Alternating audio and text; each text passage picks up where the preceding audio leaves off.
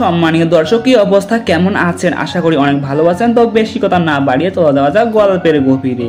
এই নাটকে শ্রাবণীর বিয়ের বয়স হয়ে গেলে ছেলের পক্ষ থেকে ছেলে সহ কিছু লোক শ্রাবণীকে দেখতে আসে, কিন্তু ভালো করে খোঁজখবর নিয়ে দেখে ছেলে নাম্বার 1 বিড়িখোর। ছেলে বিড়িখোর বলে এই বিয়ে ভেঙে যায়। তারপর এমন এক ছেলের সঙ্গে শ্রাবণীর বিয়ে হয় নাম্বার 1 কিপ্টে, যেন এটা তার জন্মগত রূপ। ডাল ভাত আর ডাল রুটি ছাড়া মাছ মাংস বাড়িতে আনে না। এই নাটকে শ্রাবণীর বড় হচ্ছে শফিক।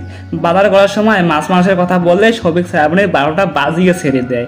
ভাই রে ভাই, মেয়েদেরকে বলছি বিয়ে করার সময় একটু দেখে শুনে বিয়ে করবেন, গিফটের নামে রোগ যাতে না থাকে। তো যাই হোক, একদিন শ্রাবণীর শ্বশুর 20 টাকার মাংস এনে রান্না করে খেয়েছে বলে বাড়ি থেকে বের করে দেয়। একথা শ্রাবণীর ভাই শুনতে পেয়ে শফিককে এমন শাস্তি দেয় যা ধারণার বাইরে। শফিককে তার প্রিয় ডালের সঙ্গে ঘুমের বড়ি খাইয়ে দিয়ে ঘুমের অবস্থায় ফাঁকা জায়গায় নিয়ে গিয়ে তারা ভূতের মতো সেজে এসে শফিককে চেতন করলেও তার যেন আর ঘুম ভাঙে না। তারা শফিককে বলে, তুই মরে গেছিস, তোর হিসাব নিতে এসেছি আমরা, বল তুই পৃথিবীতে কি কি খেয়েছিস। তখন শফিক বলে, আমি ডাল ভাত আর ডাল রুটি ছাড়া কিছুই খাই নাই। তারা বলে, কি মাছ মাংস খাসনি? শফিক বলে, না মাছ মাংস খাইনি, মাছ মাংসের অনেক দাম। মাছ মাংস খাইনি বলে তারা শফিককে লাঠি দিয়ে অনেক কেলায় এবং শফিক আবার ঘুমিয়ে যায়। তখন শফিককে বাড়িতে রেখে আসে। শফিকের ঘুম ভাঙলে শ্রাবণী তাকে তার প্রিয় ডাল ভাত খেতে দেয়।